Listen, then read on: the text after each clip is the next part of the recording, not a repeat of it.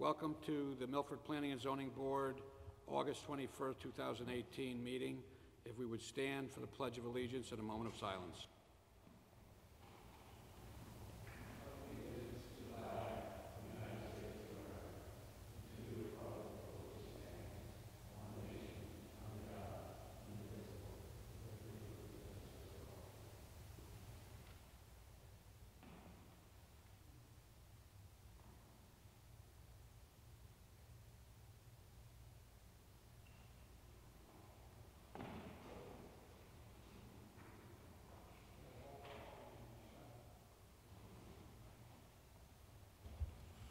Good evening and thanks for coming. My name is Brian Collegian.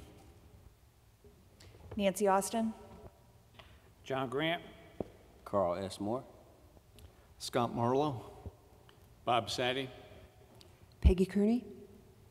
And I'm Jim Quish. We have with us Meg Green and David Solskis, staff. First order of business is old business, 990 Naugatuck Avenue.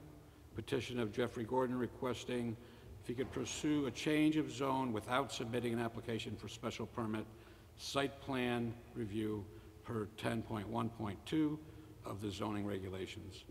I would hear from the applicant to just refresh our memory on the request. Good evening, Mr. Chairman, Commissioners. My name is Jeffrey Gordon. With me is Attorney Frank Pillacy, and the applicant representing the ownership group, Mr. Geddes. Just a reminder, I've had a couple of weeks to digest what we said last time. Failing there be any new questions, the request is probably something, it's in your regulations, you probably only address it once every few years, where we have a unique piece of property that would require some extensive design to come forward with a site plan and a special permit application, which would also entail working with the Metro North for the railroad crossing, which is a multi-year process, which in part is why we are requesting the deferral of the site plan special permit portion of the application, and just to move forward with the zone change and the text amendment portion of the application, along with the economic analysis portion. We believe that that gives you a good planning feel as to the value of changing the zone as per our request, and then we would be able to go about taking the time necessary to do all the other features, because we're not able really to bring a site plan in until we have the railroad crossing in place, because that's going to be a primary access point. So we have the chicken and the egg conundrum here, that without having a zone in place, we really can't go forward with the site plan, and without that, we can't really move forward with the railroad. We also have environmental work to do, and the real benefit to the town is having a zone that everything is special permit, whereas in the Housatonic Design District, things that are allowed in any light industrial zone, or most light industrial zones, as well as certain special permit items, are allowed in a Housatonic Design District. So the commission gets a lot more control.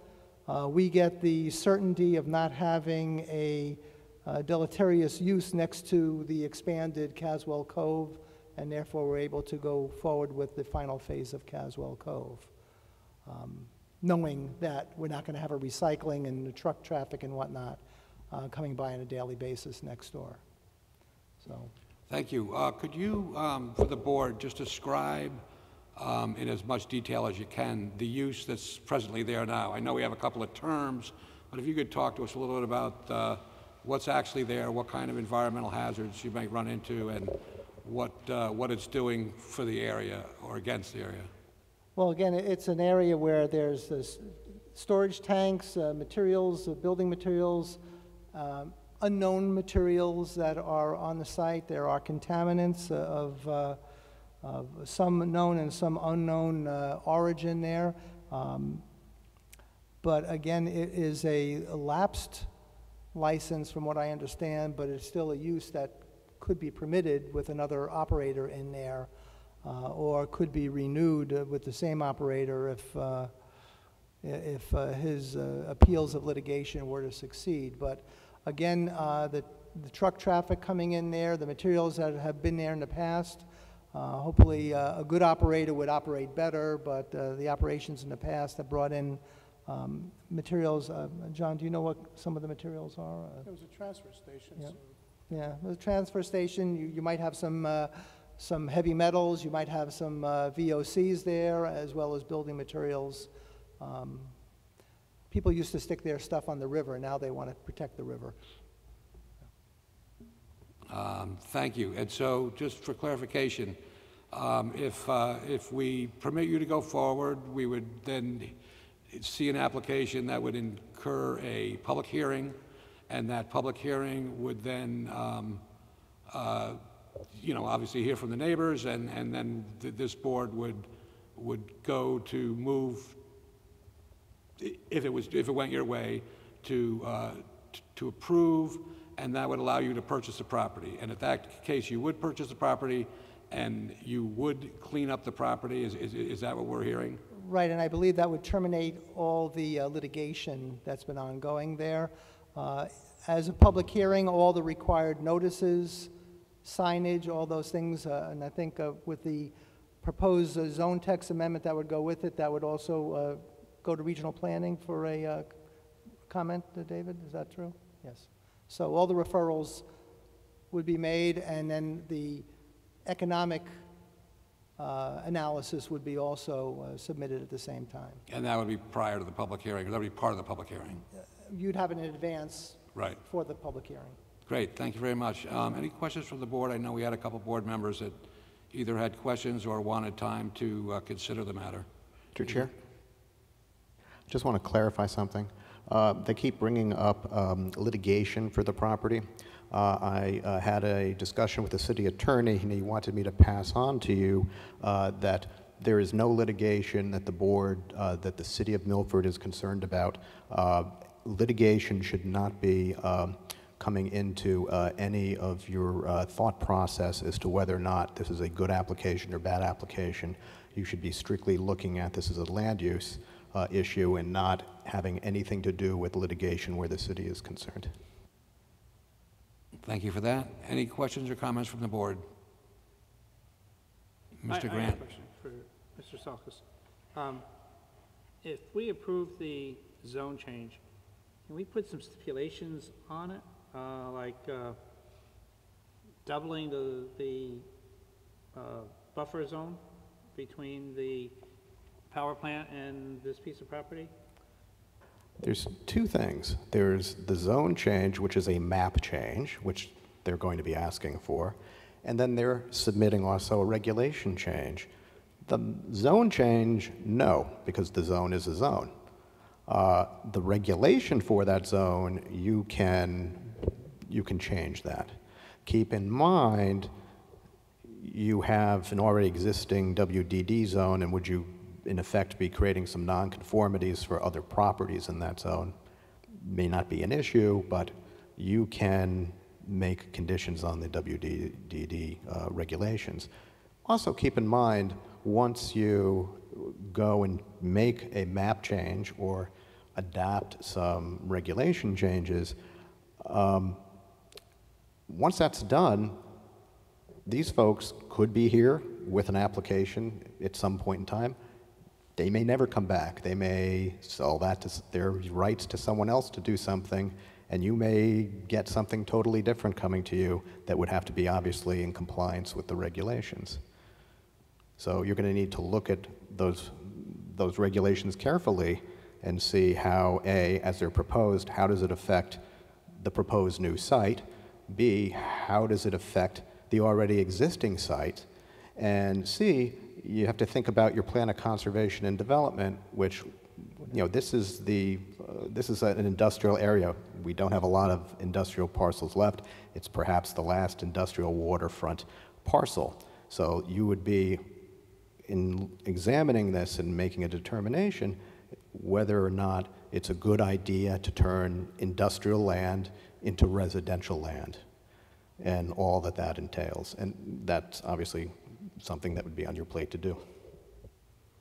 Mr. Chairman, just again, that's not what the request is at this time. That would be for discussion at the public hearing. Understood. Tonight, we are looking at just affording you the opportunity to go to public hearing without all the due diligence, and it's allowed under 10.1.2 or whatever it is. Thank you. Any other questions or comments from the board? Mr. Sadie? Mr. Chairman, through you to the city planner, what is the requirement for voting at this point? Is it 2/3? Is it 3/4? Is it a majority on this issue? It's not a special permit, it's not a special exception, so it would be a simple majority to grant the request. Any other questions or comments from the board? Mr. Quish? Mr. Sadie? This is not to the applicants, but a comment. I was one of the ones that asked for the time. I want to thank the chairman for allowing us to have time to read the regulations to give an informed decision, but thank you very much for allowing us the time to do so. Thank you. At this point, seeing no other questions or comments, I would entertain a motion.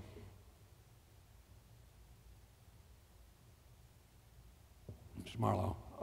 I will make a motion, and I'm not sure about the wording of this, but to allow the applicant to pursue following up to for a zone regulation change. Is that accurate, Mr. Solkis? I would look at your agenda, and I would look at the description and make a motion, something to the effect, I make a motion to approve the petition of Jeffrey Gordon requesting the pursuit of a change of a zone without submitting an application for special permit site plan review per 10.1.2 of the zoning regulations. Okay. What he said. Yeah, that's, Meg, you have that. Okay, So we have a motion? right. And do we have a second? We have a motion and a second. Mr. Moore, all those in favor?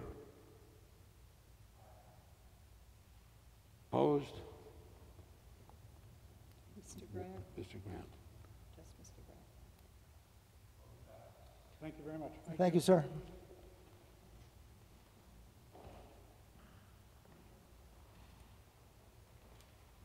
Next order of business is liaison reports.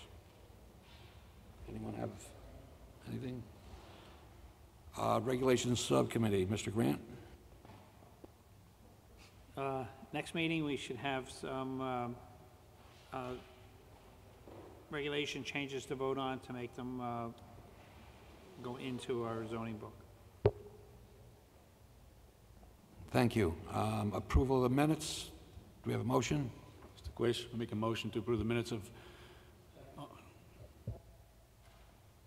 All those in favor? Aye. Opposed? Chair's report. I attended the Regional Planning Commission. It's a group that meets once a month, and it's, I think, 11 towns in the area are represented, and they look at things like the rules changes. We had something from Derby that was very interesting, and I will get you a packet that I received. I tried to send it off to David and Mr. Griffin to have it distributed electronically, but the file was too big for the Milford computer system, so we'll get that to you just for your edification. But what Derby is doing is they allow developers to come in with a proposal, and the proposals that we were looking at set up a precisely defined development, Derby Development District. And so they create their own rules and their own regulations, and because they're looking for downtown development, the town and their local boards are looking favorably upon this, and they have done it in the past. So I think this one is building specific. It's or site specific, 30,000 square foot site, not that big. And so they were making their own allowances. It was interesting. I asked the question if that was spot zoning, and the consensus that it kind of was, but it was kind of allowed. The courts had reviewed, and allowed similar parcel-specific design districts. Also, what was in front of us was the town of East Haven has redone their plan of conservation and development, and we got the entire package. And a lot of these people on the board have been there for years and years and years, and so they know this stuff and they've seen this, and they look very favorably upon what East Haven had done. So I wanted everybody to see theirs, and they can look at ours and compare. And talked a little bit about the money. These towns have spent around $80,000 for a consultant, and we have to do it every 10 years. Ours is coming up in 2012, and the consensus of the people in the room is that it's best to start early and start preparing for that. So in light of that, I'm gonna ask for volunteers, and I'll just have people think about it now, and at the next meeting, I'll ask for people to put their hands up and volunteer to be on a committee to start looking at our plan of conservation and development, and, you know, slowly, one section at a time, start looking at it and start planning to have ours redone to comply with state regs. So next meeting, I'll ask for hands, and we'll at that time, you know, we'll have an onboarding meeting, and then we will see how often we meet. It may be that you meet once a quarter for a while, and then as it starts getting closer to the time that it needs to get done, maybe we'll pick up the pace. But we'll agree as a committee on what we think that would be. So if you would mull that over, and anyone who's interested, I'd love to see your hand raised at the next meeting. That's my chair's report. Is there a staff report? None this evening. Great, thank you. So I take a motion to adjourn. Done. Thank you.